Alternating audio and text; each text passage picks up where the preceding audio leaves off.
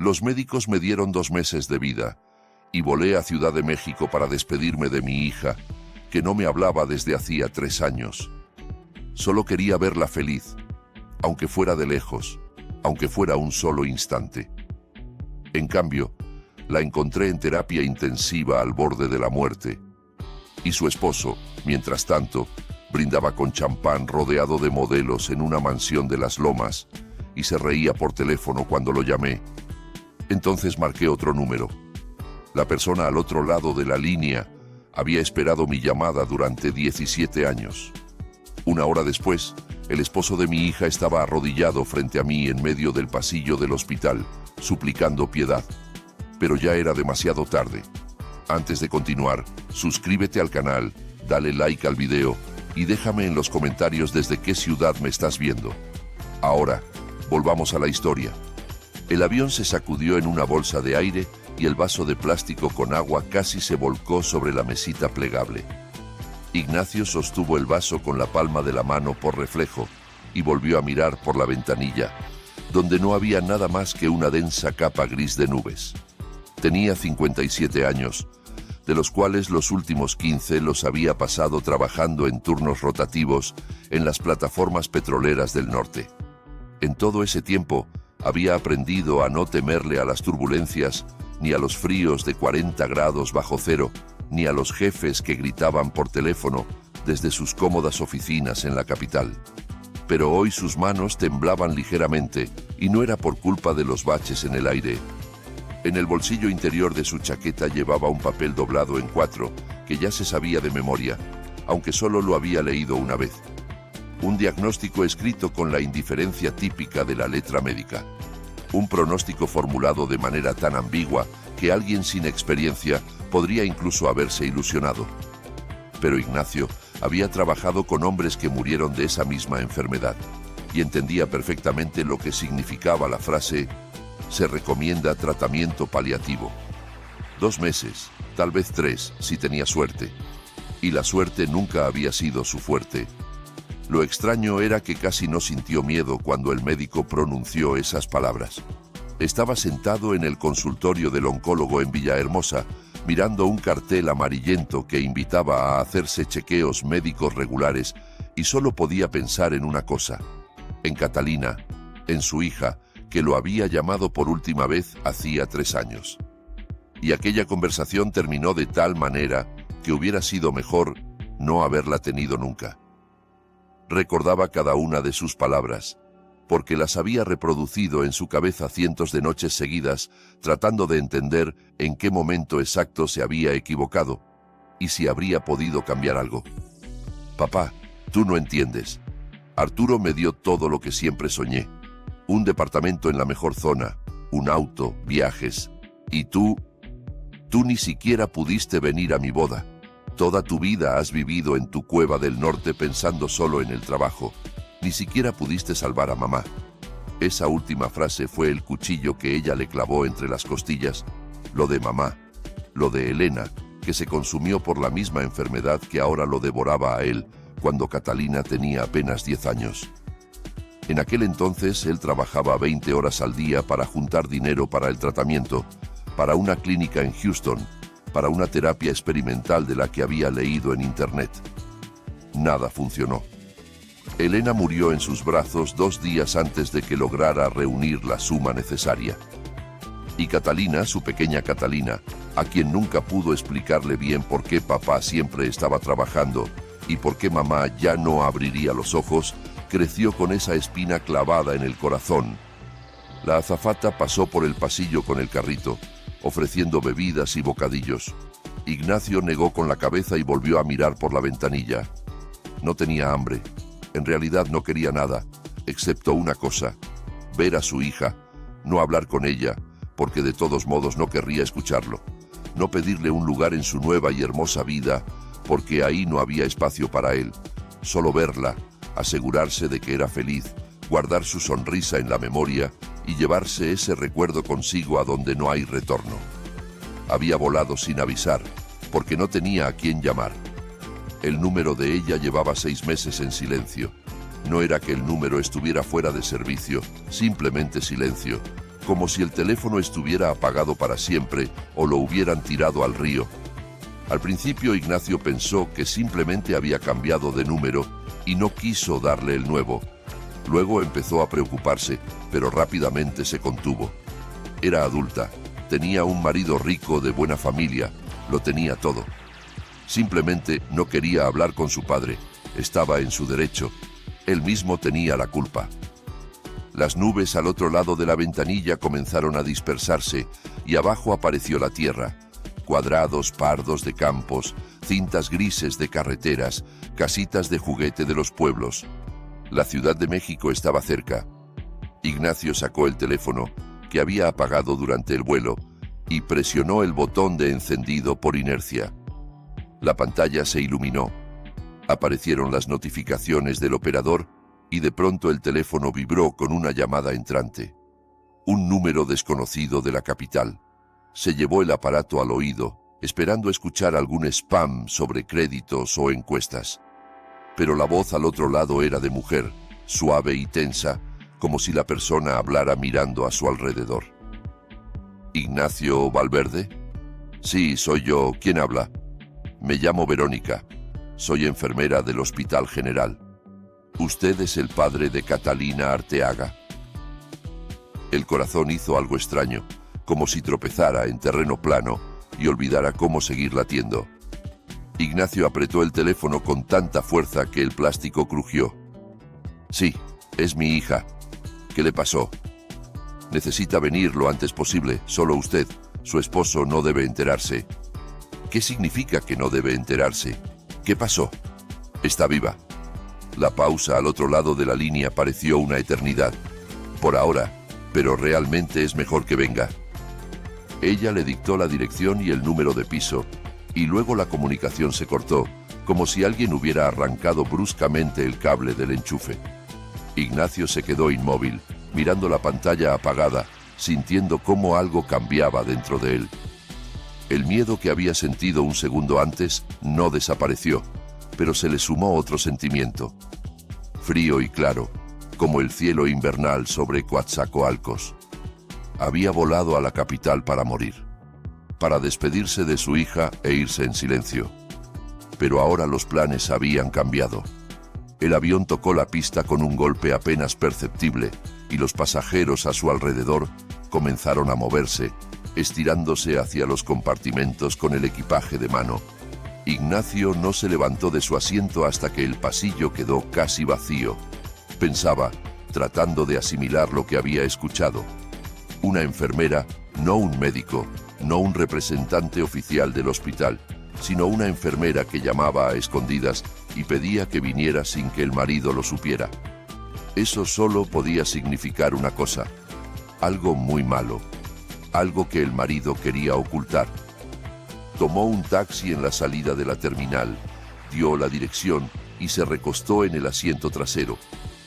La Ciudad de México al otro lado de la ventana era extraña e irreconocible, aunque había nacido en esta ciudad y vivido aquí los primeros 30 años de su vida. Todo había cambiado. Nuevos edificios, nuevos distribuidores viales, nuevas vallas publicitarias con rostros de personas que no conocía. La ciudad vivía su propia vida y hacía tiempo que se había olvidado de Ignacio Valverde de Villahermosa, que alguna vez caminó por estas calles con su pequeña hija sobre los hombros.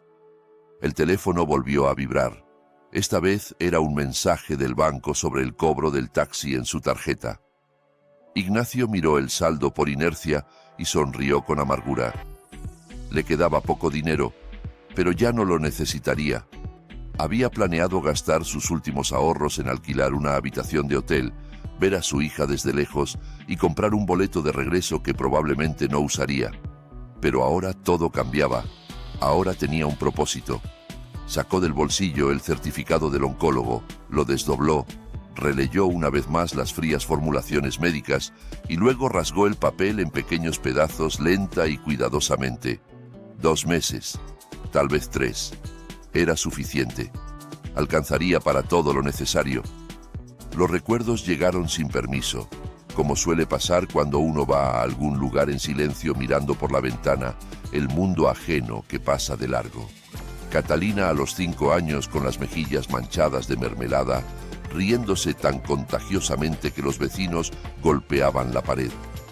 Catalina a los 10, seria y callada, vestida de negro en el funeral de mamá, sosteniéndole la mano sin llorar, porque papá le había dicho que había que ser fuerte.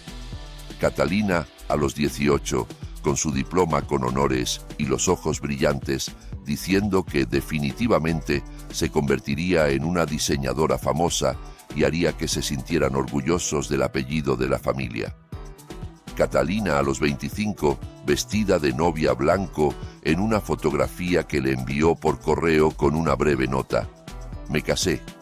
Se llama Arturo. ¿Por qué no viniste?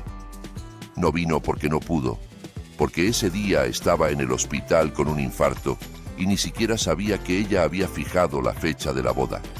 Ella no le dijo la fecha con anticipación, simplemente le envió la invitación 3 días antes, cuando ya era demasiado tarde para comprar boletos y pedir permiso en el trabajo. Lo hizo a propósito. Quería que no viniera para poder después echárselo en cara. O él mismo se lo había inventado para que no doliera tanto el pensamiento de que su hija no quería verlo en el día más importante de su vida. El taxi dobló en la calle que llevaba al hospital, e Ignacio sintió cómo se le secaba la boca. El enorme edificio del hospital emergió de detrás de la esquina y le pidió al conductor que se detuviera en la entrada principal. Pagó, salió, se quedó un minuto parado en el viento helado, reuniendo valor, y luego entró. En el vestíbulo había mucha gente y ruido, como en una estación de autobuses. Personas con rostros tensos hacían fila en recepción, se sentaban en los duros bancos, hablaban por teléfono, lloraban en los rincones. Ignacio pasó de largo, siguiendo las señales hacia el pabellón indicado. 3er piso, unidad de cuidados intensivos. Puertas pesadas con cerradura de código. Se detuvo sin saber qué hacer, y entonces la puerta se abrió desde dentro. Una mujer de unos 40 años con uniforme médico azul, rostro cansado y mirada penetrante. Lo miró y él comprendió que era Verónica. ¿Ignacio Valverde? Sí. Venga conmigo. Tenemos que hablar antes de que la vea. Ella lo llevó a un lado, a un pequeño rincón junto a la ventana donde había 2 sillas de plástico y una maceta con un ficus polvoriento. Miró a su alrededor como verificando que nadie escuchara y comenzó a hablar rápido y en voz baja. Oficialmente ella tuvo un accidente de tráfico. Esa es la versión de su esposo y así está registrado en los documentos. Extraoficialmente todo es muy diferente. Llevo 12 años trabajando aquí y he visto suficiente como para distinguir un accidente de una golpiza. Ingresó hace 4 días con múltiples traumatismos, hemorragia interna y conmoción cerebral. Su esposo vino una vez, estuvo 5 minutos y se fue. Desde entonces, ni siquiera ha llamado para preguntar por su estado. Ignacio escuchaba, y dentro de él se elevaba algo oscuro, algo que no había sentido en mucho tiempo, desde aquella vez en el 98, cuando su cuadrilla fue estafada con el dinero, y él con otros 3 hombres igual de engañados, fue a arreglar cuentas con los responsables. Entonces entendió por primera vez que era capaz de cosas en las que antes no había pensado. ¿Por qué me llamó precisamente a mí? Verónica lo miró a los ojos. Porque ella lo llamaba a usted. Cuando la trajeron estaba inconsciente, pero todo el tiempo repetía una sola palabra: papá. No Arturo, no mamá, no alguna amiga, papá. Se le cerró la garganta tanto que le costaba respirar. 3 años de silencio, 3 años de resentimiento y distanciamiento. Y cuando las cosas se pusieron realmente mal, ella lo llamaba a él, no al marido que le había prometido todo y solo le había dado dolor. Quiero verla. Primero escuche todo. Esta no es la primera vez que ingresa aquí. En los últimos 8 meses ha sido hospitalizada 3 veces. La primera vez con un brazo fracturado, la segunda con una fisura en las costillas. Cada vez venía el marido, traía unos papeles, hablaba con el director y la daban de alta antes de tiempo. Intenté hablar con ella, pero solo lloraba y pedía que no le dijera a nadie. Tenía miedo, mucho miedo. ¿Miedo de qué? De él. No solo de él, de toda su familia. Su suegro es dueño de una cadena de centros comerciales. Tiene contactos en todas partes. Un tío en la fiscalía. Pueden hacer que cualquier denuncia desaparezca antes de que un investigador la vea. Ella lo entendía y por eso callaba. Ignacio se puso de pie. Las piernas no le obedecían, pero se obligó a dar un paso, luego otro. «Lléveme con ella». Verónica asintió y caminó delante, abriendo las puertas con su credencial. Caminaron por un largo pasillo impregnado de olor a hospital y desgracia, pasando junto a habitaciones con puertas cerradas y monitores que pitaban su monótono conteo de vidas ajenas. Luego Verónica se detuvo frente a una de las puertas y se volvió. «Prepárese, se ve mal». Empujó la puerta e Ignacio entró. En la cama, envuelta en tubos y cables, yacía su hija, su Catalina, a quien alguna vez lanzaba al techo, atrapándola con sus grandes manos mientras ella chillaba de alegría. Ahora de aquella niña no quedaba nada. Rostro pálido, casi gris, ojos cerrados con moretones alrededor que ningún maquillaje podría ocultar, labios partidos, cuello sujeto por una especie de collarín bajo el cual se veían marcas púrpuras. Había visto esas marcas antes. Sabía de qué quedaban, de dedos humanos que aprietan la garganta hasta que la víctima deja de moverse. Ignacio se dejó caer en la silla junto a la cama y tomó su mano, delgada, fría, débil. La misma mano que sostuvo hace 30 años en la sala de maternidad, cuando la enfermera le trajo un pequeño bulto y le dijo que era una niña. Entonces lloró de felicidad. Ahora también lloraba, pero por algo completamente diferente. Durante mucho tiempo simplemente se sentó y la miró, escuchando el pitido rítmico de los aparatos y el ruido de su propia sangre en los oídos. Pensaba en cómo todo podría haber sido diferente si hubiera ido a la boda, si hubiera insistido en conocer a Arturo antes, si no la hubiera dejado alejarse tanto de él. Pero el pasado no se puede cambiar, solo se puede intentar arreglar el futuro, y para eso tenía 2 meses, tal vez 3. Luego se levantó, salió de la habitación y encontró a Verónica, que esperaba en el pasillo. ¿Sus cosas? ¿Están aquí? Sí, en el depósito del piso. El marido no las recogió. Necesito su teléfono. Verónica dudó, pero luego asintió y se fue. A los pocos minutos regresó con una bolsa transparente que contenía ropa, un bolso y un teléfono con la pantalla rota. Ignacio tomó el teléfono y presionó el botón. La pantalla estaba agrietada, pero se iluminó. Quedaba un 20% de batería y no tenía contraseña. Abrió la galería y comenzó a ver las fotos. Catalina feliz en algún resort. Catalina con una copa de vino en un restaurante. Catalina y Arturo en un yate. Todo hermoso, todo correcto, todo falso. Y luego aparecieron los videos. Uno de ellos estaba fechado el mes pasado. Presionó reproducir. En la pantalla apareció el rostro de un hombre.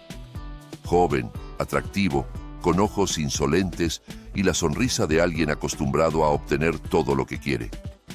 Fuera de cuadro se escuchaba llanto de mujer y también una risa ajena y ebria.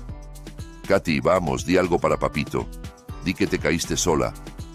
La cámara giró e Ignacio vio a su hija, con el labio partido, el maquillaje corrido, con ojos de animal acorralado. Miraba a algún lugar fuera de cámara, a alguien a quien temía mucho, y hablaba con voz muerta.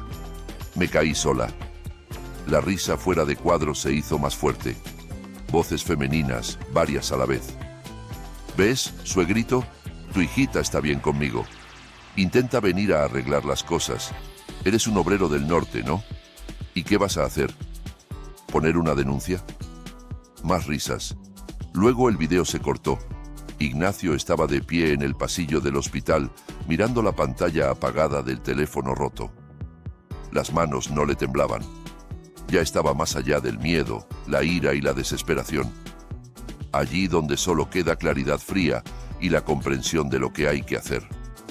Sacó su propio teléfono Encontró en los contactos un número que no había marcado en 17 años y presionó llamar.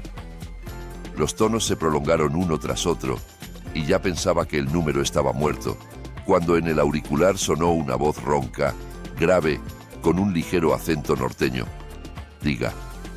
Sergio, soy Ignacio, el de Coatzacoalcos. ¿Recuerdas el 2007? Una larga pausa, luego un suspiro parecido a una risa. 17 años, Ignacio. 17 años esperé esta llamada. Ya sabes que siempre dije, una llamada, cualquier deuda. Tú me sacaste de aquel incendio con vida. Habla, hermano, ¿a quién destrozamos?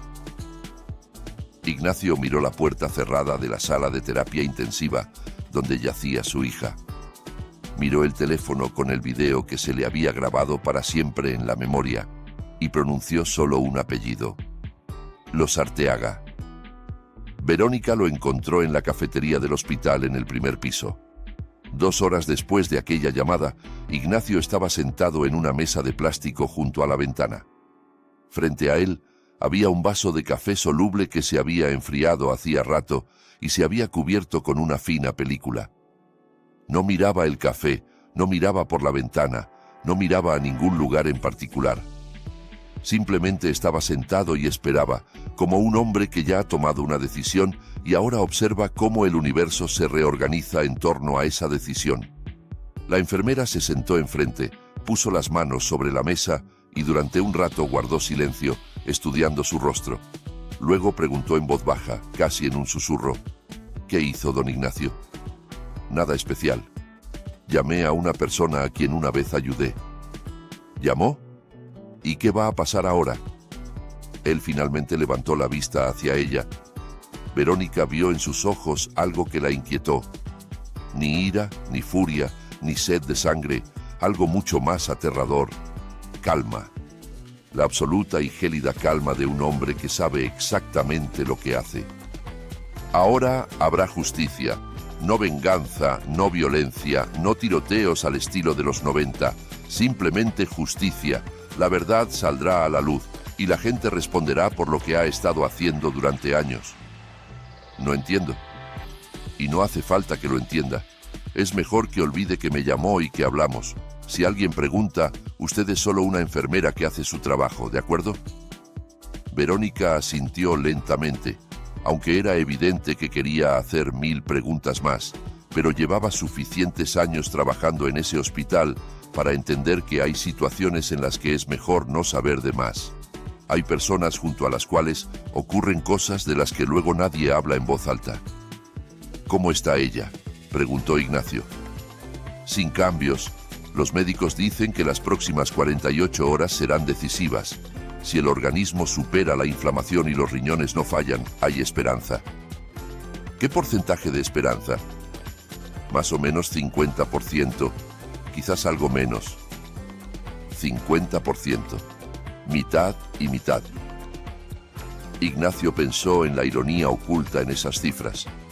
A él, los médicos le habían dado casi un 100% de garantía de muerte en unos pocos meses, mientras su hija balanceaba al borde con las probabilidades de una moneda lanzada al aire, y él no podía hacer nada para cambiar esas probabilidades. Ni dinero, ni contactos, ni aquella llamada que acababa de hacer. La medicina funciona según sus propias leyes y ningún expediente comprometedor sobre familias ricas hará que las células cancerosas se detengan o que los órganos que fallan vuelvan a funcionar. ¿Puedo estar con ella? Solo sentarme a su lado. Oficialmente no se permiten visitas en terapia intensiva, pero puedo llevarlo otra vez si se comporta discretamente y no llama la atención. Solo por un rato. Subieron al tercer piso, pasaron por las mismas puertas pesadas con cerradura de código. En la habitación nada había cambiado. Los mismos aparatos, el mismo pitido rítmico, la misma figura pálida en la cama que alguna vez fue su pequeña niña. Ignacio se sentó en la misma silla, volvió a tomar su mano y esta vez habló en voz alta, aunque sabía que ella no lo escuchaba. Katy, soy papá. Vine. Tarde, lo sé. Demasiado tarde, como siempre. Tenías razón cuando decías que siempre llego tarde. A la boda llegué tarde, a toda tu vida adulta llegué tarde. Pero ahora estoy aquí, y te prometo una cosa, él nunca más te tocará. Ni él, ni su padre, ni toda su familia. Creen que pueden comprar todo en el mundo, que el dinero resuelve cualquier problema. Pero hay cosas que no se compran. Hay personas a quienes les importan un bledo su dinero. Y hay una verdad que tarde o temprano sale a la luz. Cayó, siguiendo sosteniendo su mano. Afuera oscurecía. La Ciudad de México encendía sus luces, indiferente a las pequeñas tragedias humanas que se desarrollaban detrás de cada una de sus millones de ventanas. En algún lugar de esta ciudad, Arturo Arteaga celebraba otra fiesta, bebía champán caro, abrazaba modelos y no sospechaba que su vida ya había comenzado a derrumbarse, que las primeras piedras ya se habían desprendido de la montaña y rodaban cuesta abajo, arrastrando consigo una avalancha. El teléfono de Ignacio vibró, miró la pantalla, un número desconocido. Luego, otra llamada, y otra más. No contestaba, solo miraba cómo la pantalla se iluminaba una y otra vez, permitiéndose una pequeña sonrisa maliciosa. Había comenzado. Verónica se asomó a la habitación e hizo una señal de que era hora de irse. Ignacio se inclinó hacia su hija, la besó con cuidado en la frente procurando no tocar los cables y tubos. Resiste, Katy. Papá está aquí. Papá va a arreglar todo. En el pasillo sacó el teléfono y miró las llamadas perdidas. 7 en los últimos 10 minutos. Todas de diferentes números de la capital. Eligió uno al azar y devolvió la llamada. Contestaron casi de inmediato y la voz al otro lado estaba claramente alterada. Habla Ignacio Valverde, padre de Catalina Arteaga. Sí, soy yo. ¿Quién pregunta? Me llamo Andrés. Soy periodista de un medio de investigación. Recibimos materiales sobre la familia Arteaga. Materiales muy serios. Ahí se indica que usted es la persona de contacto. Queremos hacerle algunas preguntas. Pregunte. ¿Es cierto que Arturo Arteaga golpeaba sistemáticamente a su hija? ¿Que ella fue hospitalizada repetidamente? ¿Que su familia encubría cada vez los incidentes? Que sí es cierto, hasta la última palabra. ¿Está dispuesto a dar una entrevista oficial? No, pero les daré algo mejor. En el teléfono de mi hija hay un video donde su esposo la obliga a decir ante la cámara que se cayó sola. Si quieren, puedo enviárselo. Una pausa al otro lado de la línea. Eso sería muy importante para el reportaje, para la investigación. Entonces, anote la dirección de correo electrónico. En 5 minutos el video fue enviado a la dirección indicada, luego a otra y a una tercera. Ignacio devolvía las llamadas a todos los números que lo habían contactado y resultó que eran periodistas, blogueros, editores de medios de investigación. Todos habían recibido el mismo paquete de documentos sobre las maniobras financieras de la familia Arteaga. Todos querían confirmación de detalles, comentarios, y a todos ellos, Ignacio les daba lo mismo. El video del teléfono de su hija y su testimonio seco y factual. No dramatizaba, no sollozaba en el teléfono, no maldecía al yerno con las peores palabras. Simplemente exponía los hechos como sabía hacerlo un hombre que durante 15 años había sido jefe de cuadrilla en las plataformas del norte y estaba acostumbrado a formulaciones claras. Fecha de la primera hospitalización, naturaleza de las lesiones, palabras de las enfermeras, reacción del marido. Todo encajaba en un cuadro completo que daba escalofríos. Cuando las llamadas finalmente cesaron, Ignacio bajó al vestíbulo y salió a la calle. El aire frío de la ciudad le quemó los pulmones y tosió prolongada y pesadamente. El cáncer se hacía presente, no lo dejaba olvidar que el tiempo era limitado. Pero ahora eso era incluso bueno. Cada ataque de tos era un recordatorio de que no tenía nada que perder. Y un hombre que no tiene nada que perder es capaz de cosas inaccesibles para quienes se aferran a la vida, a la carrera, la reputación. El teléfono volvió a sonar. Esta vez era Sergio, aquel hombre de Coatzacoalcos. Ignacio, ¿cómo vas? ¿No te arrepentiste? No, ¿Por qué? ¿Hay motivo? Hay llamadas, muchas llamadas.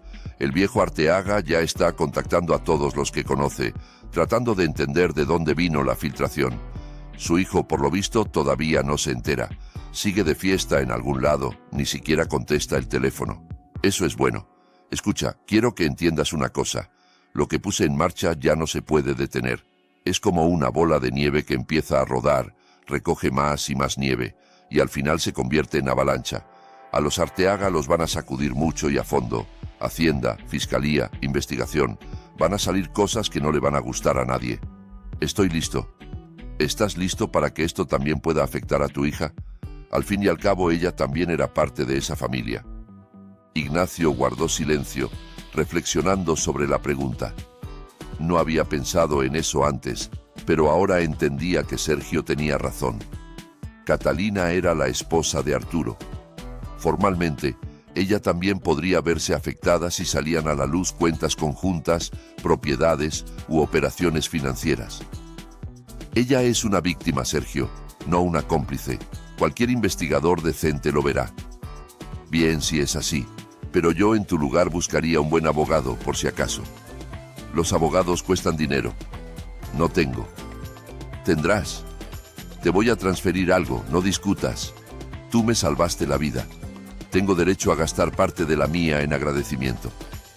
La comunicación se cortó. Ignacio guardó el teléfono y miró el edificio del hospital, enorme e indiferente bajo la luz de los faroles.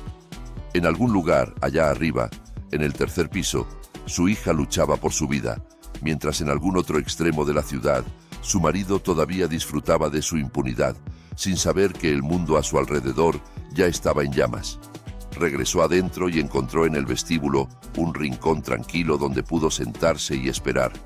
No había nada que esperar excepto noticias de los médicos, pero no podía irse del hospital. Físicamente podía, claro, pero el alma no lo dejaba. Demasiados años había estado lejos cuando debía haber estado cerca. Ahora estaría aquí, aunque eso significara sentarse en una dura silla de plástico toda la noche y escuchar roncar a un indigente en un rincón del vestíbulo. El reloj marcaba las 9:30 de la noche cuando Verónica volvió a encontrarlo. Tenía una expresión extraña en el rostro, a la vez asustada y emocionada. ¿Ha visto las noticias? No. ¿Qué pasó? Ella le tendió su teléfono. En la pantalla estaba el feed de noticias, y el primer artículo lo hizo leer con atención. El empresario Vladimiro Arteaga, dueño de una cadena de centros comerciales, detenido para declarar en relación con una investigación por grandes maniobras financieras. Según fuentes, se trata de comisiones ilegales multimillonarias en la construcción de proyectos de infraestructura pública. Ignacio devolvió el teléfono a la enfermera. Trabajan rápido. ¿Esto lo hizo usted? Yo solo llamé. El resto lo hicieron personas que durante muchos años recopilaron información y esperaron el momento adecuado. ¿Pero por qué? Usted podía simplemente ir a la policía, poner una denuncia por las golpizas. ¿Y qué habría pasado? La denuncia habría caído en el escritorio de algún investigador que es amigo del tío de Arturo en la fiscalía. La habrían archivado, perdido, olvidado. Y en una semana Arturo habría sacado a mi hija del hospital y la habría terminado de matar. No, Verónica. Las denuncias funcionan contra la gente común, contra gente como usted y como yo, pero no contra quienes tienen dinero y contactos. Para ellos se necesita otro método. ¿Cuál? Publicidad.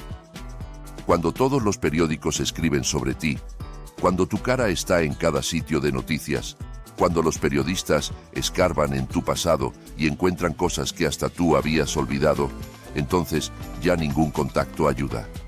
Porque todos tus amigos en el poder instantáneamente se convierten en ex amigos.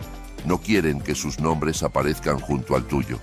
Te dan la espalda, fingen que nunca te conocieron, y entonces te quedas solo contra el sistema que antes trabajaba para ti. Verónica lo miraba como si lo viera por primera vez. Este hombre callado y agotado, con manos curtidas y mejillas hundidas, resultó ser alguien muy diferente de lo que parecía a primera vista. Detrás de su fachada tranquila se escondía una persona que sabía pensar varios pasos adelante y no tenía miedo de jugar en grande. «Es usted un hombre peligroso, don Ignacio». «No, solo soy un padre al que le arrebataron a su hija y un hombre al que le quedan 2 o 3 meses de vida. Lo que me hace peligroso no es mi carácter, sino las circunstancias». «¿Qué dijo? ¿2 o 3 meses?» Él entendió que había hablado de más, pero no intentó negarlo. ¿Qué sentido tenía ocultar lo que pronto sería evidente? Cáncer, 4ª etapa. Volé a la capital para despedirme de Katy, no para vengarme de su marido. Así se dieron las cosas. Verónica guardó silencio un largo rato. Luego se sentó junto a él en la silla de al lado y dijo en voz baja: «Mi padre murió de cáncer cuando yo tenía 20 años. También trabajaba en el norte, en las plataformas. Tampoco tuvo tiempo de hacer muchas de las cosas que quería. Lo entiendo mejor de lo que cree». Se sentaron juntos en el silencio del vestíbulo. 2 desconocidos que una desgracia ajena había reunido. Afuera de las ventanas del hospital fluía la noche capitalina, indiferente e infinita. En algún lugar lejos de allí se derrumbaba el imperio de la familia Arteaga. Caían los castillos de naipes de las reputaciones, sonaban teléfonos que nadie quería contestar. Y aquí, en una habitación de terapia intensiva, una joven llamada Catalina continuaba su silenciosa lucha por el derecho a respirar. Cerca de medianoche el teléfono de Ignacio volvió a sonar. El número era desconocido, pero algo lo impulsó a contestar. «¿Ignacio Valverde?» «Sí. Soy el fiscal Martínez. Unidad de Delitos Especiales. Queremos invitarlo a declarar. Mañana a las 10 de la mañana. ¿Le dicto la dirección?» «Dígame». Anotó la dirección en una servilleta, colgó y se permitió una sonrisa. La maquinaria se había puesto en marcha. La maquinaria oficial de la justicia, que normalmente funciona lenta y con chirridos, pero cuando finalmente acelera, ya no se detiene. Los Arteaga creían que estaban por encima de la ley. Se equivocaban. Nadie está por encima de la ley cuando la ley está respaldada por la atención pública y las investigaciones periodísticas. Verónica se fue a su piso, prometiendo avisarle si el estado de Catalina cambiaba. Ignacio se quedó solo en el vestíbulo semivacío, entre sillas de plástico y máquinas expendedoras. No durmió en toda la noche, solo se sentó y pensó, repasando en su mente los acontecimientos de las últimas horas. Por la mañana declararía ante el fiscal, contaría todo lo que sabía, mostraría el video, daría las fechas de las hospitalizaciones y luego regresaría aquí a esperar que su hija abriera los ojos, si es que los abría. Cerca del amanecer finalmente se adormeció y tuvo un sueño extraño. Estaba de nuevo en Coatzacoalcos, en 2007, en aquel accidente que cambió su vida. Ardía el edificio técnico, salía humo negro. La gente gritaba y corría por todas partes. Él entró corriendo porque alguien dijo que adentro habían quedado personas. Encontró a un hombre inconsciente, atrapado bajo una viga caída. Lo sacó a cuestas aunque pesaba más que él mismo. Lo sacó al aire, lo dejó en el suelo, y entonces el edificio a sus espaldas se derrumbó definitivamente. Aquel hombre perdió una pierna, pero sobrevivió. Ignacio sufrió quemaduras y problemas pulmonares que quizás lo habían llevado al diagnóstico actual. Y el hombre que salvó se convirtió en alguien muy diferente, alguien que sabe recopilar información y esperar. Esperar 17 años, el momento adecuado para pagar su deuda. Ignacio despertó porque alguien lo sacudía del hombro. Abrió los ojos y vio a Verónica. Tenía el rostro pálido, pero los ojos le brillaban con algo parecido a la esperanza. Recuperó la conciencia. Por un momento, literalmente un minuto, pero preguntó por usted. Preguntó si su papá estaba aquí. Ignacio se levantó de un salto tan rápido que se le mareó la cabeza.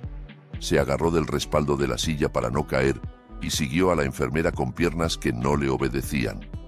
El corazón le latía en algún lugar de la garganta, impidiéndole respirar. Había recuperado la conciencia. Preguntaba por él. Lo recordaba. En la puerta de la unidad de cuidados intensivos se detuvo para recuperar el aliento. Luego empujó la puerta y entró. Catalina yacía en la cama con los ojos cerrados, pero algo había cambiado en su rostro. No estaba tan gris como el día anterior. Y cuando él se sentó a su lado y tomó su mano, ella apretó débilmente sus dedos en respuesta. «Papá», susurró sin abrir los ojos. «Aquí estoy, Katy. Papá está aquí. No me voy a ningún lado». Una lágrima rodó por su mejilla y desapareció en la almohada.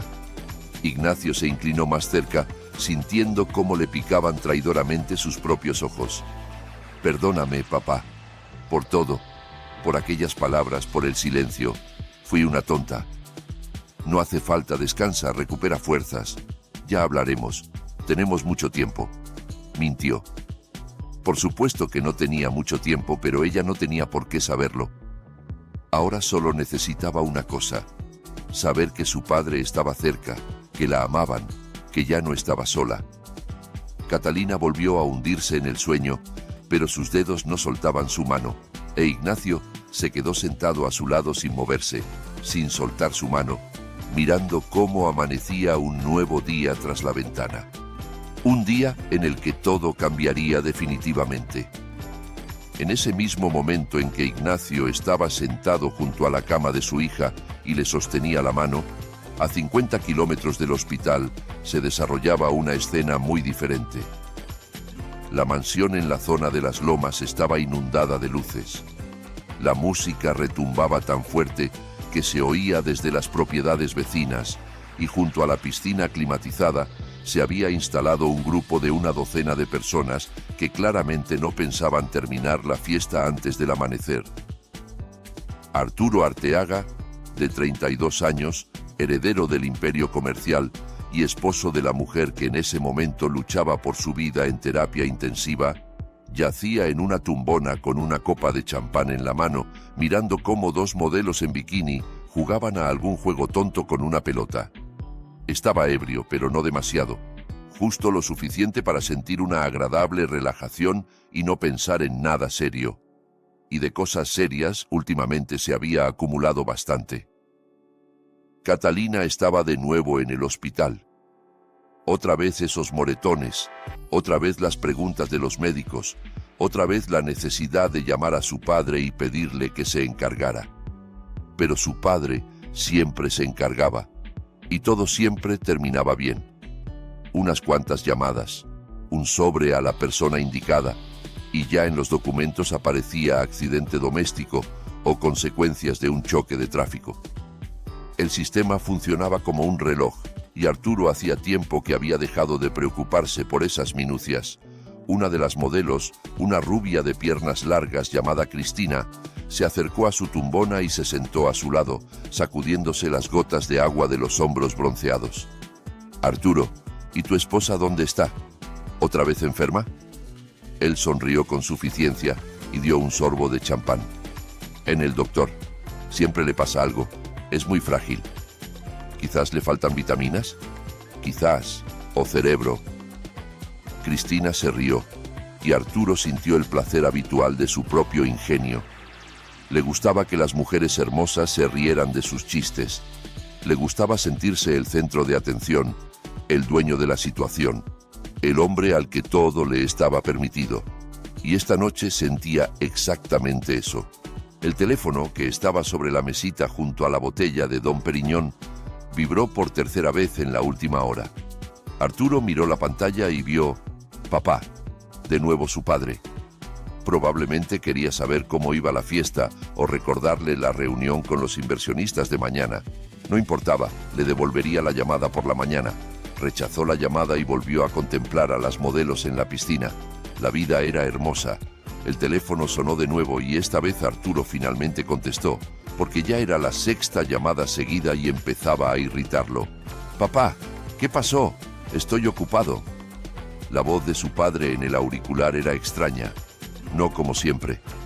Vladimiro Arteaga siempre hablaba con seguridad, claramente, como un hombre acostumbrado a dar órdenes. Pero ahora en su voz se oía algo inusual, algo parecido al miedo. «Hijo, ¿dónde estás?» En la casa de campo, con amigos. ¿Por qué? Me vinieron a ver de la unidad anticorrupción. Preguntan por los contratos de infraestructura, por los proyectos del 2014. Arturo se incorporó lentamente en la tumbona. La borrachera empezó a disiparse de su cabeza con una velocidad alarmante. Papá, eso no es para hablarlo por teléfono. Lo saben todo, Arturo, todo. Tienen documentos, cuentas, correspondencia. ¿De dónde? ¿Quién filtró? Espera, no entiendo. ¿Qué documentos? ¿De qué estás hablando? De lo que ha mantenido a flote a nuestra familia los últimos 10 años. De las comisiones, de los esquemas, de la gente a la que pagábamos. Todo eso ahora está en manos de los investigadores. Y la comunicación se cortó. Arturo se quedó mirando el teléfono, tratando de entender qué había pasado. Luego volvió a marcar a su padre. Tonos largos. Luego la voz mecánica del buzón. Otra vez, lo mismo. Cristina notó que había cambiado de expresión y se acercó más. Oye, ¿qué te pasa? ¿Pasó algo? No sé. Probablemente necesito hacer unas llamadas. Se levantó y se alejó de la piscina, marcando el número del abogado de la familia. Ocupado. El número de su tío Víctor, el de la fiscalía. El número que marcó está apagado o fuera de cobertura. El número del socio comercial de su padre, con quien juntos habían construido aquellos proyectos de infraestructura.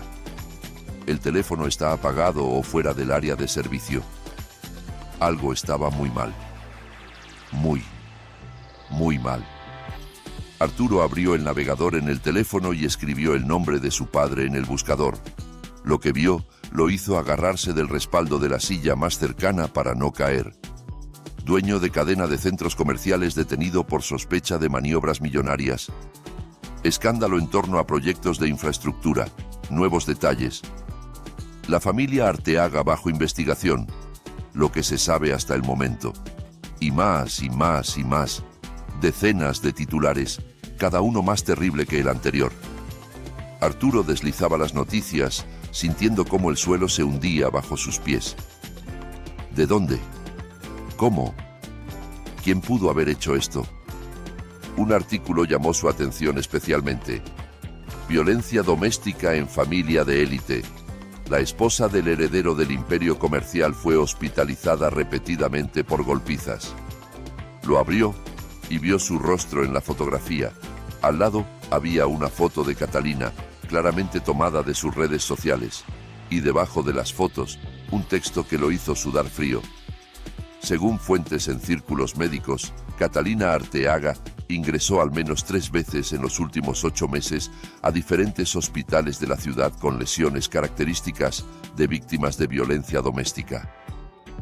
Cada vez, su esposo Arturo Arteaga insistía en la versión de accidentes domésticos y gracias a los contactos de su familia, estos casos no recibían la debida atención. Más abajo estaba un video. Ese mismo video que había grabado un mes atrás, cuando estaba ebrio y furioso, y quería mostrarle a esa tonta quién mandaba en casa. La había obligado a hablar ante la cámara diciendo que se había caído sola, y se había reído, y las chicas a su alrededor también se habían reído. Ahora ese video estaba en internet, y ya lo habían visto cientos de miles de personas, según el contador de reproducciones. Arturo arrojó el teléfono al pasto, y se cubrió la cara con las manos. Esto era el fin total y definitivo.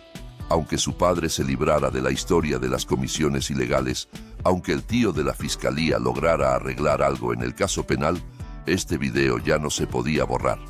Se había propagado por todo Internet, lo habían compartido todos los canales importantes, lo discutían en los comentarios millones de personas. De pronto comprendió que nunca antes se había sentido tan indefenso. Toda su vida, cualquier problema se resolvía con dinero o contactos. ¿Le faltaste el respeto a un policía y te pusieron una multa? Papá llamaba. ¿Chocaste el auto de alguien y no quieres pagar? El abogado lo arreglaba. ¿Golpeaste a tu esposa hasta casi matarla? El director del hospital firmaba los papeles necesarios, pero ahora todos esos mecanismos resultaban inútiles, porque la información se había liberado y había cobrado vida propia. No se la podía sobornar, intimidar ni aplastar con autoridad. Simplemente existía, y con cada minuto había más. Cristina y los demás invitados empezaron a darse cuenta de algo. Alguien ya miraba su teléfono, alguien susurraba. El ambiente festivo se desvaneció como si alguien hubiera apagado un interruptor invisible. La gente comenzó a irse, murmurando disculpas y alegando asuntos urgentes. Media hora después, junto a la piscina, solo quedaba Arturo, sentado en una tumbona con una copa vacía en la mano, mirando la oscuridad. El teléfono volvió a sonar. Esta vez el número era desconocido. Arturo contestó maquinalmente sin pensar. ¿Arturo Arteaga? Sí. Soy el fiscal Martínez, Unidad de Delitos Especiales. Debe presentarse a declarar. Mañana a las 10 de la mañana. Le dictaré la dirección. Anotó la dirección en una servilleta que encontró en la mesita y colgó. Le temblaban las manos. Tenía la cabeza vacía, como una casa saqueada. Una hora después, ya iba a toda velocidad por la ciudad nocturna en su Porsche Cayenne, sin respetar límites de velocidad ni reglas. Necesitaba ir a ver a Catalina. Necesitaba verla, hablar, entender qué estaba pasando. Debía estar en aquella clínica privada a donde normalmente la llevaban después de los incidentes. Pero cuando llegó, el médico de guardia lo miró con un desdén apenas disimulado y le dijo que Catalina Arteaga no estaba registrada ahí. Entonces, ¿dónde está? Según tengo entendido, en el Hospital General, en terapia intensiva. Terapia intensiva. Esa palabra lo golpeó como una bofetada. Sabía que la había golpeado más fuerte de lo habitual. Sabía que había caído mal y se había golpeado la cabeza. Pero terapia intensiva, eso ya era demasiado. Eso ya excedía lo que se podía silenciar y olvidar. Se fue al Hospital General, violando todas las reglas posibles y por milagro sin sufrir un accidente. A la entrada del hospital estacionó directamente sobre el césped, salió del auto y se lanzó adentro. En el vestíbulo agarró del brazo a la primera enfermera que pasó y casi le gritó en la cara: ¿Dónde está terapia intensiva? Necesito ver a mi esposa, Catalina Arteaga. La enfermera retrocedió y señaló hacia los ascensores. Arturo corrió sin notar las miradas que lo seguían de todas partes. No sabía que su cara ya la reconocía la gente que había leído las noticias o visto aquel video. No entendía que para los demás ya no era el heredero de una familia rica, sino el hombre que golpeaba a su esposa y lo grababa en video. En el tercer piso lo detuvo la seguridad. 2 hombres fornidos en uniforme le bloquearon el paso y le pidieron identificación. Soy el esposo de una paciente, deben dejarme pasar. Un momento, vamos a verificar. Uno de los guardias llamó a algún lado, habló en voz baja, luego miró a Arturo con una expresión difícil de descifrar. No puede ver a la paciente. Órdenes del médico tratante. ¿Cómo que no puedo? Tengo derecho, soy su esposo. El mismo esposo que la golpeó durante 8 meses seguidos. La voz vino de algún lugar a un lado. Arturo se volvió y vio a una mujer de uniforme médico, de mediana edad, con rostro cansado y una mirada que no auguraba nada bueno. ¿Y usted quién es? Soy la enfermera que recibió a su esposa en este hospital 3 veces. Vi sus fracturas, sus moretones, sus lágrimas. Y llamé a su padre porque alguien tenía que protegerla. El padre. Esa palabra hizo que Arturo se paralizara. Sabía que Catalina tenía un padre, un obrero del norte que no había aparecido en sus vidas durante años. Catalina a veces lo mencionaba cuando estaba especialmente deprimida, pero Arturo nunca lo tomó en serio. ¿Qué podía hacer un simple trabajador de plataforma contra la familia Arteaga? ¿Dónde está ese padre de ella? Aquí, en la habitación con su hija. A diferencia de usted, él vino en cuanto se enteró. Arturo avanzó hacia las puertas de la unidad, pero los guardias volvieron a bloquearle el paso. Intentó apartarlos, pero eran más fuertes de lo que parecían, y un segundo después estaba de cara a la pared con los brazos doblados en la espalda. «Cálmese, ciudadano, o llamamos a la policía». ¿Saben quién soy yo? Lo sabemos. El mismo tipo del video que golpea a mujeres y las obliga a mentir ante la cámara. Esas palabras lo hicieron recuperar la sobriedad mejor que cualquier ducha fría. Dejó de forcejear y dejó que los guardias lo llevaran a un lado. Se quedó apoyado contra la pared, respirando pesadamente, tratando de entender qué hacer a continuación. En ese momento, la puerta de terapia intensiva se abrió y de ella salió un hombre, bajo, delgado, con mejillas hundidas y manos curtidas, vestido con una chaqueta sencilla y jeans gastados. Nada especial, un obrero común de mediana edad, pero algo en sus ojos hizo que Arturo se helara. El hombre se acercó, se detuvo a unos pasos y miró a Arturo con una mirada larga y pesada. Así que esto es lo que eres, Arturo Arteaga, el príncipe en caballo blanco, el que le prometió a mi hija un cuento de hadas y le dio un infierno. Escuche, no sé qué le han contado, pero todo esto es un malentendido. Catalina sola, cállate. Una sola palabra, pronunciada en voz baja y tranquila, pero con tanta fuerza que Arturo efectivamente se cayó, como si le hubieran sellado la boca. Vi el video, escuché cómo te reías, vi la cara de mi hija cuando dice ante la cámara lo que tú la obligas a decir. La vi en esa habitación, llena de tubos y moretones. Así que no me vengas con lo del malentendido. ¿Cuánto quiere? Esta pregunta se le escapó a Arturo automáticamente. Toda su vida cualquier problema se resolvía con dinero y no sabía pensar de otra manera. ¿Cuánto? $1 millón, 5, 10. Le firmaré todo a Catalina, departamentos, autos, cuentas. Le daré el divorcio sin ninguna condición. Solo detengan todo esto, quiten los artículos, borren el video. Ignacio lo miraba en silencio, y en su rostro era imposible leer ninguna emoción. Arturo interpretó esto como una señal para continuar. Tengo dinero, no tanto como antes, pero suficiente. Puedo transferir a su cuenta, digamos, $200,000 ahora mismo. No es un soborno, es una compensación por todo lo que hice, por el dolor que le causé a su hija.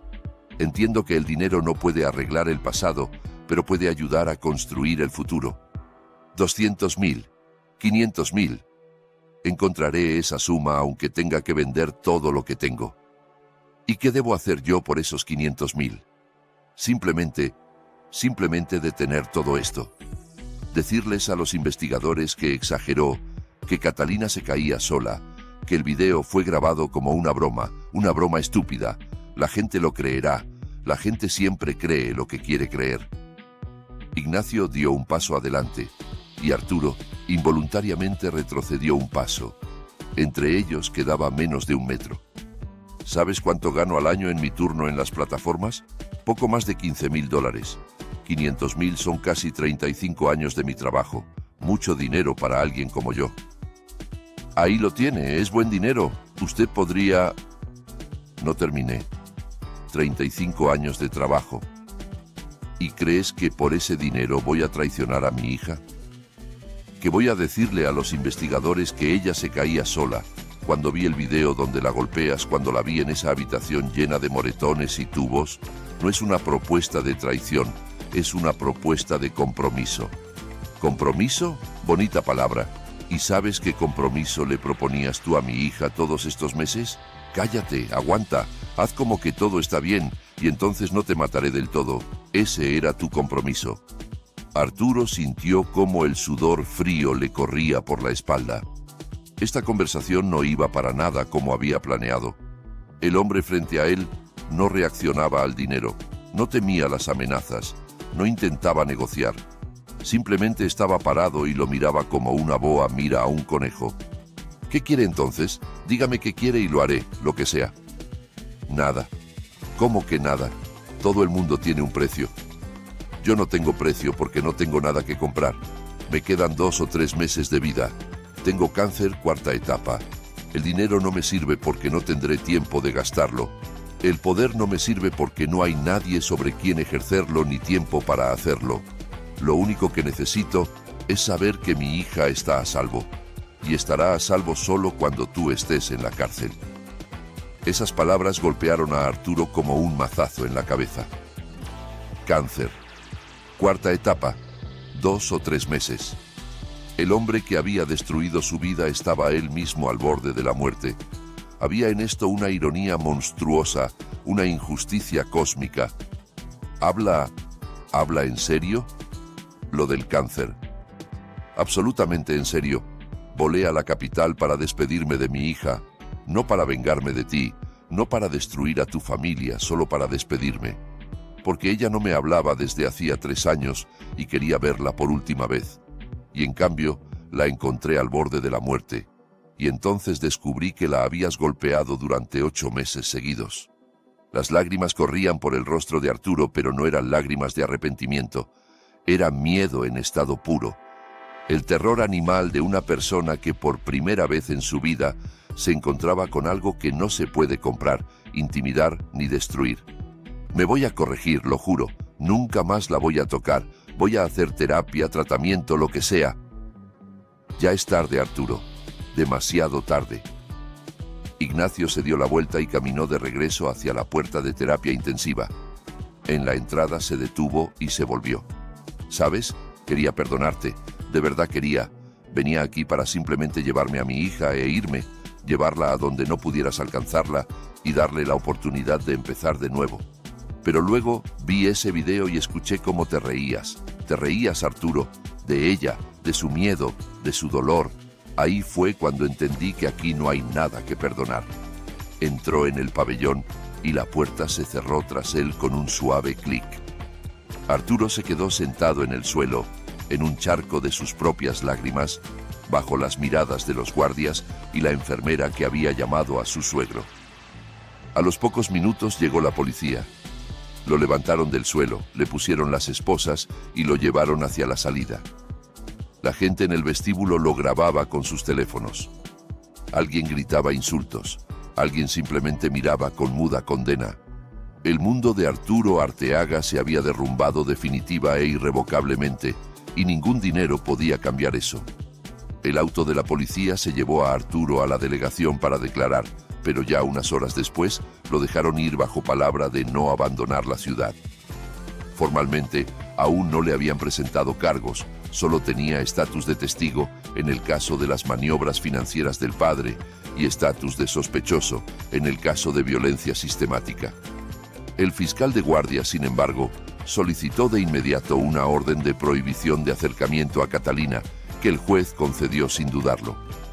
Le notificaron por escrito que no podía acercarse al hospital ni ponerse en contacto con ella mientras durara la investigación.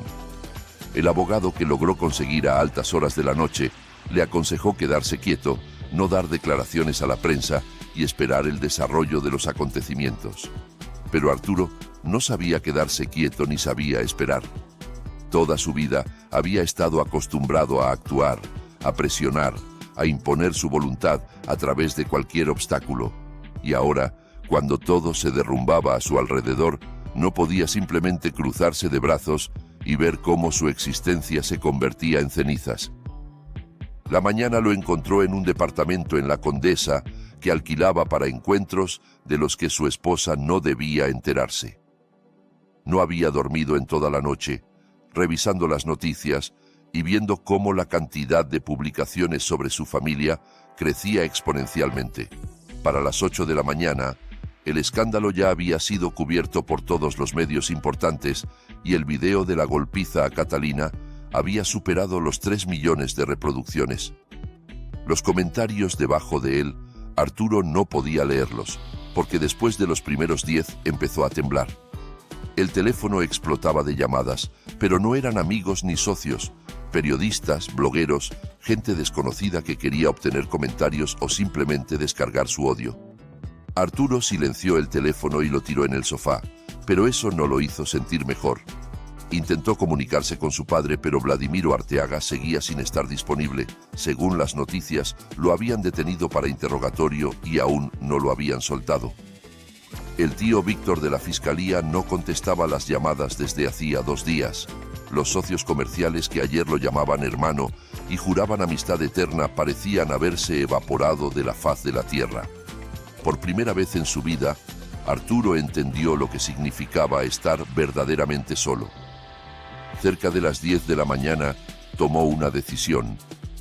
Tenía que volver al hospital y hablar con su suegro de persona a persona, sin histeria ni amenazas. Tal vez todavía no fuera tarde para negociar. Tal vez ese obrero del norte simplemente no entendía con quién se había metido y se le podía convencer de que retrocediera. Al fin y al cabo, todas las personas tienen su precio, absolutamente todas. Se puso una camisa limpia, se arregló más o menos y pidió un taxi porque su Porsche lo había dejado junto al hospital y recogerlo ahora era demasiado arriesgado. El taxista lo reconoció en el camino y durante todo el trayecto le lanzaba miradas de reojo por el espejo retrovisor, pero no dijo nada. Arturo fingió no darse cuenta. En la entrada del hospital se agolpaban periodistas con cámaras. Alguien había filtrado la información de que la víctima de violencia doméstica se encontraba precisamente ahí, y ahora acechaban esperando obtener tomas exclusivas. Arturo rodeó el edificio por el otro lado y entró por la entrada de servicio, que recordaba de visitas anteriores. El vestíbulo estaba lleno de gente como siempre. Nadie le prestó atención porque aquí todos tenían sus propios problemas y su propio dolor. Arturo subió al tercer piso y se detuvo frente a las puertas de la unidad de cuidados intensivos. No había guardias. Probablemente habían cambiado de turno después de la noche. Empujó la puerta y entró. Un largo pasillo con habitaciones a ambos lados. Olor a medicinas y desinfectante, el suave pitido de monitores detrás de las puertas cerradas. Arturo caminó lentamente, asomándose a cada habitación a través de las ventanillas de vidrio, hasta que encontró la que buscaba. Catalina yacía en la cama, todavía conectada a los aparatos, pero algo había cambiado. Estaba consciente. Tenía los ojos abiertos y miraba a algún lugar del techo mientras una enfermera revisaba las lecturas de los monitores. Junto a la cama estaba sentado aquel hombre, su padre. Le sostenía la mano y le decía algo en voz baja. Arturo empujó la puerta y entró en la habitación. La reacción fue instantánea. Catalina lo vio y se estremeció con todo el cuerpo. Sus ojos se abrieron de terror y los monitores comenzaron a pitar más rápido, registrando el aumento del ritmo cardíaco. La enfermera se volvió y abrió la boca para gritar. Ignacio se levantó de la silla y dio un paso adelante, interponiendo su cuerpo entre Arturo y su hija. «Quédate donde estás». La voz era baja, pero había algo en ella que hizo que Arturo se detuviera a medio paso. Levantó las manos en un gesto conciliador. «Solo quiero hablar. Tranquilamente, sin escándalos. Solo hablar». «Katy, ¿quieres que él esté aquí?» Ella negó con la cabeza, y ese movimiento, débil y casi imperceptible, golpeó a Arturo más fuerte que cualquier puñetazo. Hace 3 años esta mujer lo miraba con adoración. Hace 2 años todavía intentaba justificarlo. Hace 1 año comenzó a temerle. Y ahora en sus ojos solo había miedo y repugnancia. «Llamen a seguridad», le dijo Ignacio a la enfermera, y ella salió corriendo de la habitación. «Espera, por favor, dame 5 minutos, solo 5 minutos». Ignacio no se movió de su lugar, siguiendo de pie entre Arturo y la cama de su hija. Un escudo vivo de huesos y músculos que no pensaba ceder. «Habla, tienes tiempo hasta que llegue la seguridad». Arturo tragó saliva.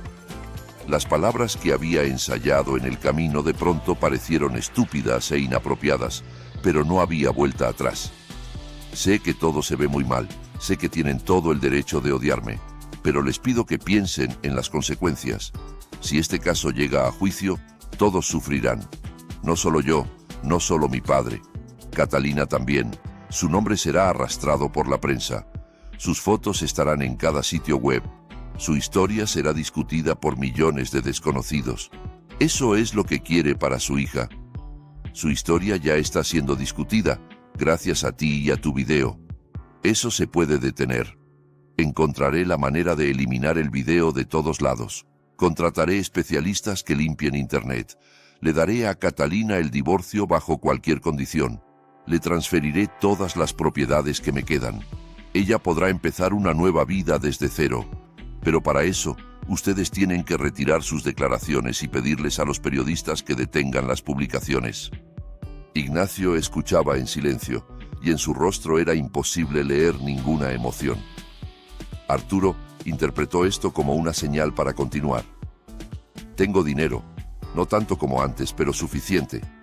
Puedo transferir a su cuenta, digamos, $500,000 ahora mismo.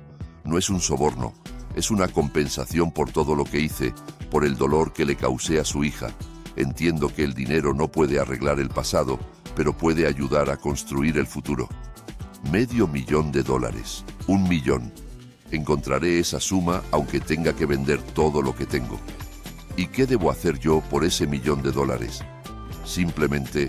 Simplemente detener todo esto. Decirles a los investigadores que exageró, que Catalina se caía sola, que el video fue grabado como broma, como un juego estúpido. La gente lo creerá.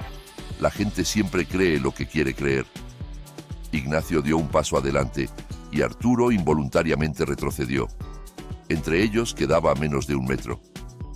¿Sabes cuánto gano al año en mi turno en las plataformas del norte? Poco más de $15,000. $1 millón son más de 60 años de mi trabajo. Mucho dinero para alguien como yo.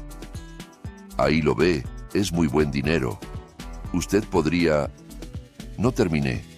60 años de trabajo. ¿Y crees que por ese dinero voy a traicionar a mi hija? ¿Qué le voy a decir a los investigadores que ella se caía sola cuando vi el video donde la golpeas, cuando la vi en esa habitación llena de moretones y tubos? Arturo cayó de rodillas literalmente en medio de la habitación del hospital, sobre el frío linóleo, bajo la mirada del hombre al que había despreciado y considerado insignificante. Por favor, se lo suplico, haré todo lo que me diga, haré terapia, nunca más levantaré la mano contra ella, le informaré de cada paso que dé. Solo no me mande a la cárcel, por favor. Las lágrimas corrían por su rostro y eran lágrimas reales, no fingidas. Por primera vez en su vida lloraba de miedo al futuro, que se le presentaba como un agujero negro. La cárcel, la vergüenza, la pérdida de todo lo que tenía y ninguna esperanza de volver a su vida anterior. Ignacio lo miraba desde arriba y en sus ojos había algo extraño. No el triunfo del vencedor, no la malicia. Algo parecido al cansancio y la tristeza. ¿Sabes qué es lo más terrible de toda esta historia? Que ni siquiera ahora entiendes lo que hiciste. Lloras, no porque le causaste dolor a mi hija. Lloras porque tienes miedo de las consecuencias para ti mismo. Ni una sola vez te has disculpado con ella. Ni una sola vez has preguntado cómo se siente. Solo piensas en ti mismo, incluso ahora, estando de rodillas. No es así. Yo amo a Catalina. A mi manera. Pero la amo. A tu manera. Exactamente. A tu manera significa golpearla cuando te irrita, humillarla cuando quieres sentirte poderoso, encerrarla en casa para que no se atreva a quejarse. Eso no es amor, Arturo. Eso es una enfermedad. Y sinceramente espero que en la cárcel te obliguen a tratarte. La puerta de la habitación se abrió de golpe y entraron los guardias, seguidos de 2 policías. Levantaron a Arturo del suelo, le pusieron las manos en la espalda y le colocaron las esposas. Arturo Arteaga queda detenido por sospecha de violar las condiciones de la prohibición de acercamiento e intento de presión sobre la víctima. Tiene derecho a guardar silencio. Todo lo que diga puede ser usado en su contra en el tribunal. Se lo llevaron hacia la salida. En la puerta se volvió. Catalina lo miraba desde la cama y en sus ojos no había miedo ni odio. Solo vacío. El vacío de una persona que ya no siente nada hacia su torturador. Katy, perdóname, por favor, perdóname. Ella se volvió hacia la pared y cerró los ojos. Y ese silencio fue más terrible que cualquier palabra. Se llevaron a Arturo. Ignacio se quedó un momento mirando la puerta cerrada, luego volvió a la silla junto a la cama de su hija. ¿Papá? Sí, Katy. ¿De verdad irá a la cárcel? de verdad. No por mucho tiempo, probablemente. La gente rica sabe cómo escaparse, pero su vida nunca volverá a ser la misma. Su nombre se volvió sinónimo de todo esto. Lo van a reconocer en la calle y señalar con el dedo. No lo van a contratar en ningún trabajo decente, no lo van a aceptar en ningún círculo respetable. Eso es peor que la cárcel, créeme. ¿Y su padre? Su padre responderá por sus propios delitos. Ahí salieron tantas cosas que alcanza para muchos años de prisión. Comisiones ilegales en proyectos de infraestructura, evasión de impuestos, sobornos a funcionarios. Todo su imperio estaba construido sobre dinero sucio y ahora todo el mundo lo sabe. Catalina guardó silencio, asimilando lo que había escuchado. Luego giró la cabeza y miró a su padre. «Papá, ¿de verdad estás enfermo? Lo que dijiste del cáncer». Él no mintió. No tenía sentido. «Es verdad. Me diagnosticaron hace 2 semanas. 4ª etapa, metástasis. Los médicos dicen que 2 o 3 meses». Las lágrimas corrieron por sus mejillas e intentó incorporarse en la cama, pero no pudo. «¿Por qué no me dijiste antes? ¿Por qué no llamaste?» «¿Y habrías contestado?» 3 años sin contestar mis llamadas. 3 años fui un extraño para ti. No quería imponerme. Perdóname, papá. Fui una tonta. Pensé que Arturo era la felicidad, que la riqueza era la felicidad. Y resultó que la felicidad es cuando te aman simplemente así, sin condiciones, como tú me amabas». Él se inclinó y la abrazó con cuidado, tratando de no tocar los cables y tubos. «Siempre te amé, Katy. Incluso cuando no querías saber de mí, incluso cuando dijiste esas palabras terribles sobre mamá. Te amé y te amaré hasta mi último aliento». Se quedaron así un largo rato, padre e hija, por fin encontrados después de tantos años de separación. Afuera de la ventana de la habitación brillaba el sol, indiferente a las tragedias y los triunfos humanos. En algún lugar de la ciudad, a Arturo lo llevaban al centro de detención. En algún lugar interrogaban a su padre. En algún lugar los periodistas escribían nuevos artículos sobre el escándalo del siglo. Pero aquí, en la pequeña habitación de terapia intensiva, había silencio y calma. Por primera vez en mucho, mucho tiempo. «¿Papá?» «Sí. Llévame a casa, por favor. Cuando los médicos lo permitan, llévame allá, al norte. Quiero ver la aurora boreal». Él sonrió, y fue la primera sonrisa genuina en muchos días. «Te llevaré, te lo prometo». El mes pasó como un solo día largo, lleno de acontecimientos. A Catalina la trasladaron de terapia intensiva 1 semana después de que se llevaron a Arturo al centro de detención. Luego vino una habitación común, largas horas de recuperación, interminables visitas de médicos y procedimientos que la agotaban como si descargara vagones. Pero a su lado siempre estaba su padre. Llegaba cada mañana y se iba solo al anochecer, cuando las enfermeras prácticamente lo echaban del piso. Ignacio alquiló una pequeña habitación en un hostal cerca del hospital, porque no tenía dinero para un hotel decente. Sergio, aquel hombre de Coatzacoalcos, le transfirió una suma que hizo que a Ignacio se le abrieran los ojos de asombro, pero solo tomó una pequeña parte, justo lo necesario para alojamiento y comida. El resto pidió que lo guardaran para Catalina para el futuro, cuando se pusiera de pie y comenzara una nueva vida. Las noticias sobre la familia Arteaga seguían resonando en todo el país. Vladimiro Arteaga fue arrestado oficialmente y se le presentaron cargos por varios delitos, incluyendo evasión de impuestos en escala masiva y soborno a funcionarios públicos. Sus abogados intentaron conseguir arresto domiciliario, alegando la edad y el estado de salud del acusado, pero el tribunal lo rechazó. Había demasiadas pruebas, el escándalo había sido demasiado ruidoso, la opinión pública seguía el proceso con demasiada atención. A Arturo le presentaron cargos por golpizas sistemáticas y lesiones graves. Aquel video que había grabado mientras se reía y se burlaba de su esposa se convirtió en la prueba principal de la acusación. Lo mostraban en el tribunal, lo mostraban en las noticias, lo discutían en cada programa de televisión. El rostro de Arturo Arteaga se había convertido en símbolo de la violencia doméstica, en una ilustración gráfica de lo que sucede tras las puertas cerradas de las casas ricas. Catalina se negó a dar entrevistas y a comparecer personalmente en las audiencias judiciales. Su testimonio fue grabado en video en el hospital, en presencia de un abogado y un psicólogo, y eso fue suficiente. Habló en voz baja, a veces deteniéndose para contener las lágrimas que la embargaban, pero lo contó todo.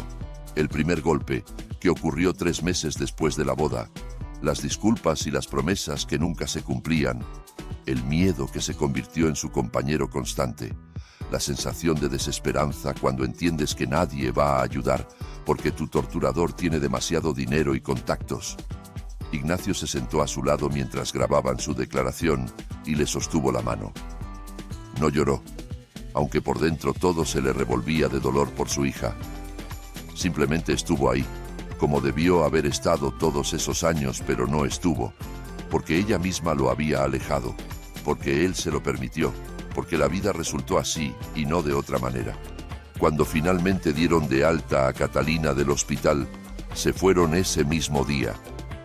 Ignacio compró 2 boletos de avión a Villahermosa y Catalina no dijo ni una palabra en contra.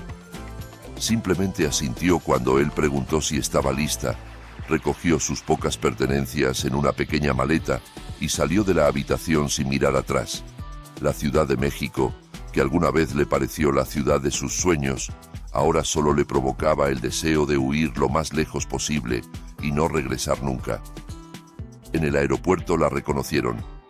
Una mujer se acercó a Catalina y le dijo que admiraba su valentía, que era una valiente por haberse escapado de esa pesadilla. Catalina le agradeció y pasó rápidamente hacia la puerta de embarque, ocultando su rostro detrás de lentes oscuros. Ignacio caminaba a su lado, listo en cualquier momento para protegerla de miradas y preguntas ajenas.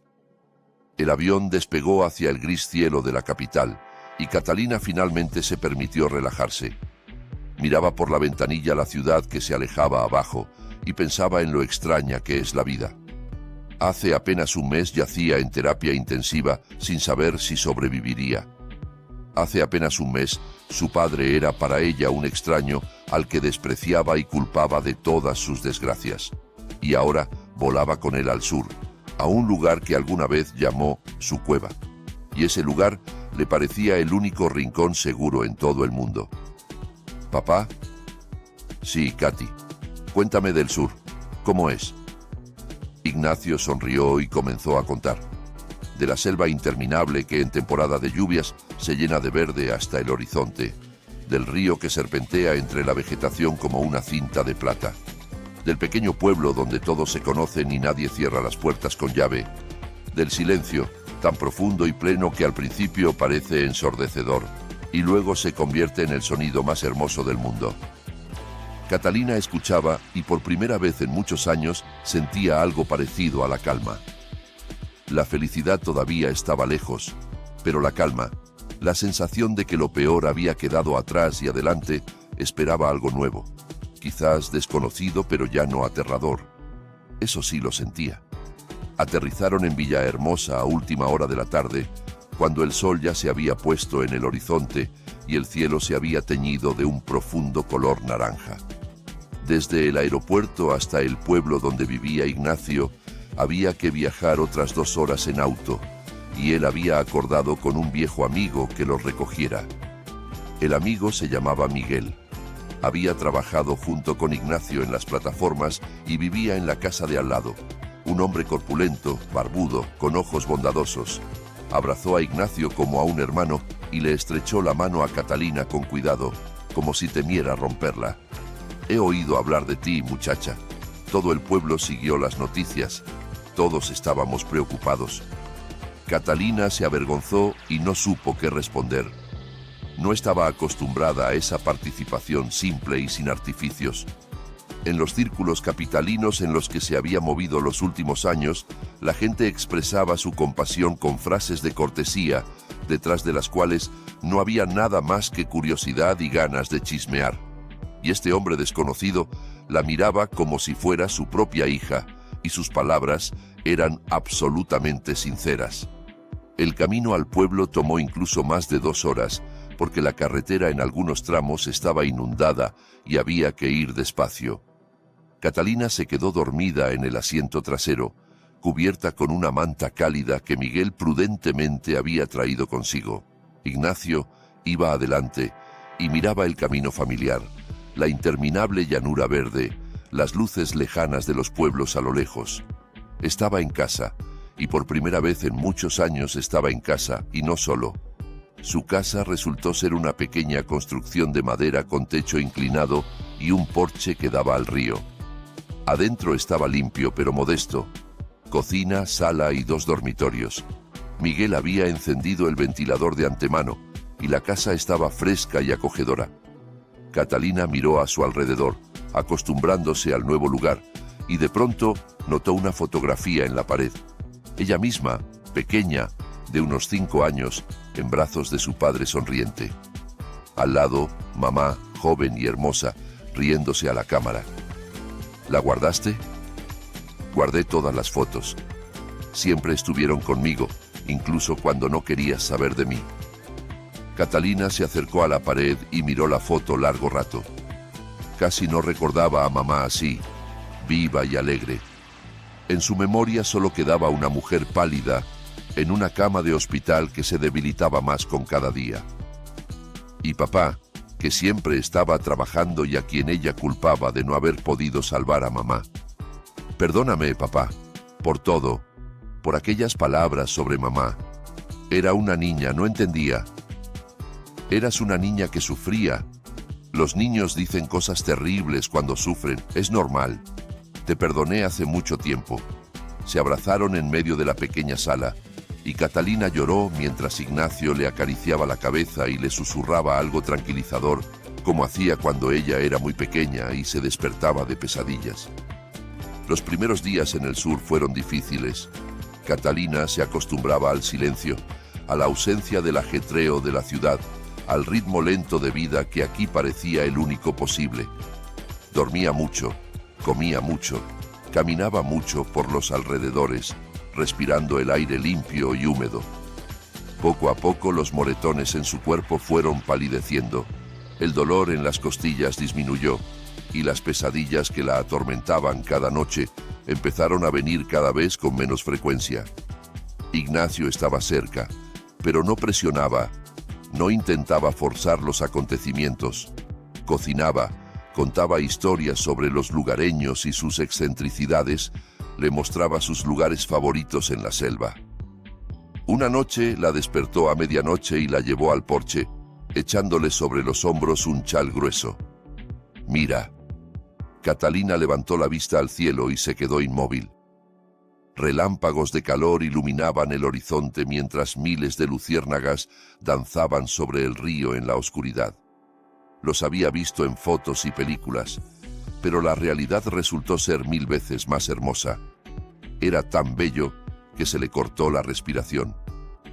Esto quería mostrarte antes, hace muchos años, pero no querías venir. Fui una tonta. Pensaba que la felicidad estaba en las grandes ciudades y las cosas caras, y resulta que está aquí, en el silencio, en la belleza, en que haya alguien a tu lado que te ame de verdad. Se quedaron en el porche mirando las luciérnagas, padre e hija, por fin encontrados. Y ese momento valía todos los años perdidos, todas las lágrimas y resentimientos, toda la pesadilla vivida. 2 semanas después de llegar, Catalina encontró en el baño una prueba de embarazo que había comprado en la capital y olvidado en su bolsa. Estuvo mucho tiempo mirando la caja, sin atreverse a abrirla. Lo sospechaba desde hacía varios días, pero tenía miedo de saber la verdad. Tenía miedo de lo que esa verdad significaría. La prueba mostró 2 líneas. Se sentó en el borde de la bañera y miró ese pequeño objeto de plástico que lo cambiaba todo. Un bebé. El bebé de él. El bebé del hombre que la golpeó durante 8 meses y casi la mata. ¿Y qué hacer ahora con ese conocimiento? Ignacio la encontró una hora después. Seguía sentada en el baño con la prueba en las manos y la mirada vacía fija en la pared. Katy, ¿qué pasó? Ella le tendió la prueba en silencio. Él miró las dos líneas y en su rostro apareció una expresión que ella no pudo descifrar. ¿Esto es de él? Sí. Una larga pausa. Ignacio se sentó a su lado en el borde de la bañera y le tomó la mano. ¿Y qué quieres hacer? No sé, papá. No puedo pensar en este bebé sin recordarlo a él, lo que me hizo. Pero al mismo tiempo, es mi bebé también, mi sangre, parte de mí. No tienes que tomar una decisión ahora mismo. Tienes tiempo para pensarlo. ¿Y tú qué harías en mi lugar?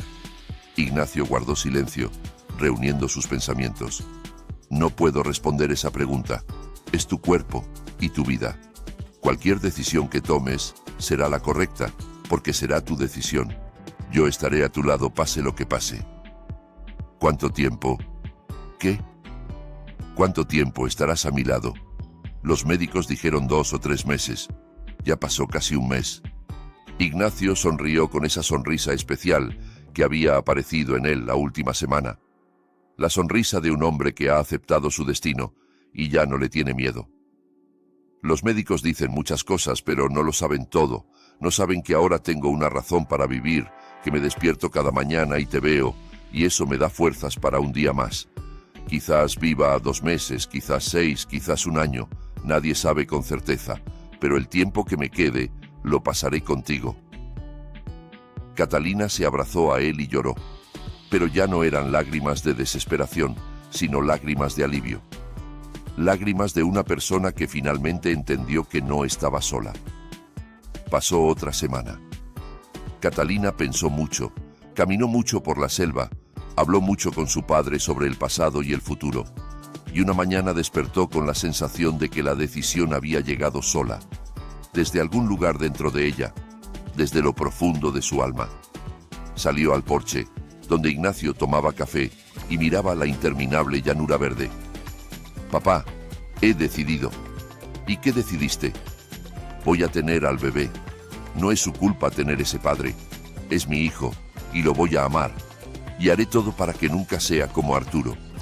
Lo criaré diferente. Ignacio dejó la taza y miró a su hija. En sus ojos brillaban lágrimas, pero sonreía. Eres fuerte, Katy. Más fuerte de lo que yo pensaba. Más fuerte de lo que tú misma pensabas. Es porque estás a mi lado, porque ya no estoy sola. Él se levantó y la abrazó. Se quedaron en el porche, abrazados, mirando el cielo del sur que comenzaba a aclararse en el este. Un nuevo día, una nueva vida, una nueva esperanza. Ignacio Valverde vivió otros 14 meses, mucho más de lo que habían predicho los médicos. Vio cómo el vientre de su hija se redondeaba con cada mes. Le sostuvo la mano cuando dio a luz en el pequeño hospital regional. Fue el primero en tener en brazos a su nieto, un bebé diminuto con ojos oscuros y mentón obstinado. Lo llamaron Ignacio, en honor al abuelo. Ignacio alcanzó a enseñarle las primeras palabras, alcanzó a mecerlo en sus rodillas, alcanzó a contarle los cuentos que alguna vez le contó a Catalina. Y luego, una tranquila noche de invierno, cuando afuera caía una suave llovizna y los relámpagos de calor iluminaban el horizonte, cerró los ojos y ya no los abrió más. Catalina lo encontró por la mañana, acostado apaciblemente en la cama, con una sonrisa en los labios. No gritó ni lloró, simplemente se sentó a su lado, le tomó la mano y se quedó así un largo rato, despidiéndose del hombre que le había dado una segunda vida, que había demostrado que el amor es más fuerte que el dinero, más fuerte que el miedo, más fuerte incluso que la muerte. Lo enterraron en el pequeño cementerio detrás del pueblo, desde donde se veía la interminable selva verde. En la lápida escribieron simplemente Ignacio Valverde, padre, abuelo, hombre que hacía lo correcto. Y Catalina se quedó a vivir en esa pequeña casa con el porche que daba al río. Criaba a su hijo, trabajaba remotamente como diseñadora, como alguna vez soñó en su juventud. A veces, por las noches, salía al porche y miraba las luciérnagas sobre el agua. Y le parecía que su padre, en algún lugar allá arriba, también miraba esas luces mágicas. Arturo Arteaga recibió 4 años de prisión. Su padre, 8 años en una cárcel de máxima seguridad. Su imperio se derrumbó. Su nombre se volvió sinónimo de lo peor. Su historia entró en los libros como ejemplo de que el dinero no da derecho a la violencia ni a la impunidad. Y el pequeño Ignacio crecía como un niño sano y feliz, que sabía que su abuelo había sido un héroe, que había volado a rescatar a mamá cuando ella estaba mal, que había hecho una sola llamada que lo cambió todo. Y cuando Ignacio creciera, él también haría lo correcto, porque así lo habían criado. Porque el amor se transmite de generación en generación. Porque una sola persona puede cambiar el mundo si tiene el valor de intentarlo. Amigos, así termina la historia que quería contarles. Una historia sobre cómo la verdadera fuerza no está en el dinero ni en los contactos, sino en el amor y la disposición de proteger a quienes nos importan. Una historia sobre cómo la justicia es posible incluso cuando parece que todas las puertas están cerradas. Una historia sobre cómo nunca es tarde para volver con quienes amamos y nunca es tarde para empezar de nuevo. Si esta historia tocó algo en tu corazón, si te preocupaste por los personajes y te alegraste de sus victorias, por favor dale like y suscríbete al canal. Tu apoyo me ayuda a crear nuevas historias y compartirlas contigo. Escribe en los comentarios qué piensas del acto de Ignacio. ¿Hizo bien en llamar a su amigo?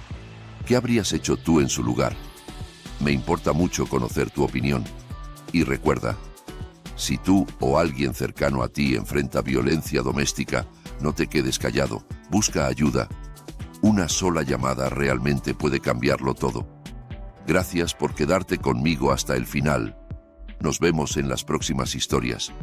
Y antes de irte, quiero dejarte una reflexión final.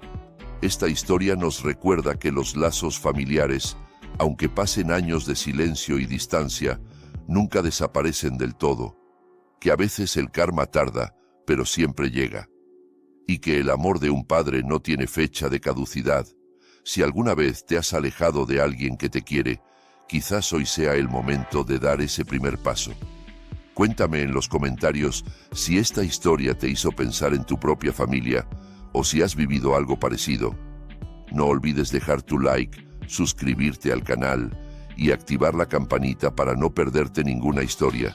Nos leemos pronto.